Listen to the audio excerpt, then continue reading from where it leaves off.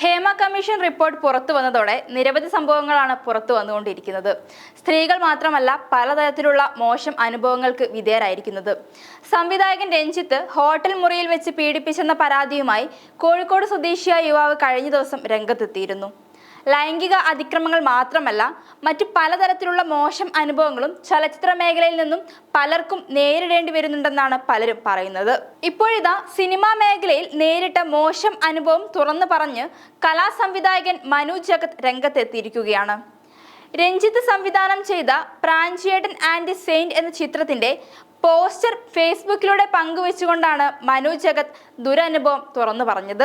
ഒരു സിനിമയ്ക്ക് ഒരു പ്രൊഡക്ഷൻ കൺട്രോളർ എനിക്ക് അനുവദിച്ചു തന്ന ഒരു ഹോട്ടൽ. ആർട്ട് ഡയറക്ടർ എന്ന രീതിയിൽ ചെന്നൈയിൽ നിന്നും അർദ്ധരാത്രി തൃശൂർ റൗണ്ടിലെത്തിയ എനിക്ക് പ്രൊഡക്ഷൻ കൺട്രോളറുടെ നിർദ്ദേശപ്രകാരം അദ്ദേഹത്തിന്റെ അസിസ്റ്റന്റായ പ്രൊഡക്ഷൻ മാനേജർ കൊണ്ടുചെന്ന് താമസിക്കാനുള്ള സ്ഥലം. പാതിരാത്രി പ്രസ്തുത ബിൽഡിങ്ങിന് താഴെ ചെന്ന് നിന്നപ്പോൾ കണ്ട രസകരമായ കാര്യം, ആ ബിൽഡിങ്ങിന് മുന്നിൽ ഉണങ്ങിക്കരിഞ്ഞ കുറച്ചു പാം ചെടികൾ, അതിനെയൊക്കെ ബന്ധിച്ച് ഒരു പോലീസ് റിബൺ, മുൻവശത്തൊക്കെ കരിയിലകളും മറ്റും കൂടിക്കിടക്കുന്നു. ലൈറ്റ് ഒന്നും തന്നെ കാണുന്നില്ല. അപ്പോഴും കരുതിയത് വല്ല സിനിമാ ഷൂട്ടിങ്ങും കഴിഞ്ഞതിൻ്റെ ലക്ഷണമാണെന്നാണ്. പിന്നെ ഒരു ലൈറ്റ് പോലും കാണാനില്ല.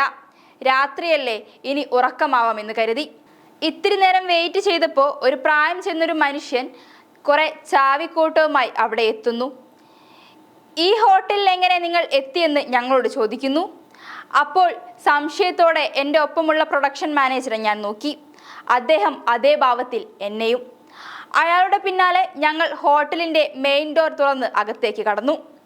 ചേട്ടാ, ഇവിടെ ആരും താമസമില്ല എന്ന ചോദ്യത്തിന്, എൻ്റെ പൊന്നു സാറേ, ഇതൊരു പോലീസ് കേസിൽ കിടക്കുന്ന പ്രോപ്പർട്ടിയാണ്, അതല്ലേ ഞാൻ ആദ്യം നിങ്ങളോട് ചോദിച്ചത്. റൂംസ് എല്ലാം മുകളിലാണെന്ന് അദ്ദേഹം പറഞ്ഞപ്പോൾ ലിഫ്റ്റിനരികിലേക്ക് നീങ്ങിയ ഞങ്ങളോട് അദ്ദേഹം ഇവിടെ കരണ്ടോ വെള്ളമോ ഒന്നുമില്ലെന്ന് പറഞ്ഞു. ഞങ്ങളെയും കൊണ്ട് ഫസ്റ്റ് ഫ്ലോറിൽ കയറി. ആ കെട്ടിടം മുഴുവൻ സഹിക്കാൻ പറ്റാത്ത ഒരു വല്ലാത്ത മണം. മുകളിൽ റൂം തുറന്നു തന്നു. റൂം തുറന്നപ്പോൾ കുറേ പ്രാവുകളും എന്തൊക്കെയോ ചിറകടിച്ച് തുറന്നു കിടക്കുന്ന ജനൽ വഴികളുടെ പുറത്തേക്ക് പോയി. മൊബൈൽ വെളിച്ചത്തിൽ നോക്കിയപ്പോൾ ഫ്ലോർ കാർപ്പറ്റ് ഉൾപ്പെടെ ചുരുട്ടിക്കൂട്ടി കട്ടിലിൽ. റൂം മുഴുവൻ അസഹനീയമായ മണം. തുറന്ന ജനലിലൂടെ വലിയ ശബ്ദത്തോടെ തൊട്ടപ്പുറത്ത് പൈലിംഗ് നടക്കുന്ന ഏതോ കെട്ടിട നിർമ്മാണം. എൻ്റെ കൂടെയുള്ള പ്രൊഡക്ഷൻ മാനേജർ പറഞ്ഞു, ചേട്ടനിങ്ങ് വന്നേ. എന്നെ പിടിച്ചിറക്കി വെളിയിൽ കൊണ്ടുപോയി അദ്ദേഹം പറഞ്ഞത്, ചേട്ടാ, ഞാൻ നിസ്സഹായനാണ്, ക്ഷമിക്കണം, ചേട്ടൻ എങ്ങനെയും അഡ്ജസ്റ്റ് ചെയ്യണം. എൻ്റെ മുകളിലുള്ളവർ പറഞ്ഞത് മാത്രമേ എനിക്ക് അനുസരിക്കാൻ പറ്റൂ. അദ്ദേഹത്തോട് ഞാൻ പറഞ്ഞു പൊയ്ക്കോളാൻ. എനിക്ക് ആ സംവിധായകനോട് അക്കാലത്ത് ആരാധനയായിരുന്നു, ആ സിനിമയോടും. ഒരു ചീഫ് ടെക്നീഷ്യനായ എനിക്ക് ഇതാണ് അനുഭവം. ഇവിടെ ഈ ചെറ്റത്തരങ്ങൾ അവസാനിക്കണം. എനിക്കിന്നും മനസ്സിലാകാത്ത ഒരു കാര്യം, പോലീസ് കേസിലുള്ള ഒരു ഹോട്ടൽ ഏത് സ്വാധീനത്തിലാണ് ഈ കൺട്രോളർ എനിക്ക് വേണ്ടി ഓക്കെ ആക്കിയതെന്നാണ്. പിന്നെ ആ സിനിമയിലുടനീളം അനുഭവിക്കേണ്ടി വന്നതൊക്കെ ഇതിലും വലിയ ചെറ്റത്തരങ്ങളായിരുന്നു.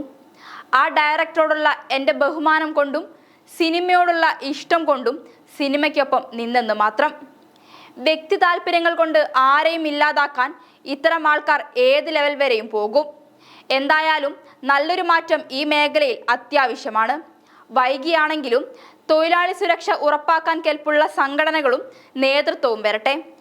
ഇതിലുമൊക്കെ രസകരം, 2018 സമയത്ത് അടഞ്ഞുകിടന്ന ആ ഹോട്ടൽ ഇന്നും അടഞ്ഞു തന്നെയാണ് കിടക്കുന്നത് എന്നതാണ്. ഇന്ന് ഗൂഗിൾ സെർച്ചിൽ കിട്ടിയ ഫോട്ടോ കൂടി ഇവിടെ ഷെയർ ചെയ്യുന്നു എന്നാണ് മനു കുറിച്ചത്.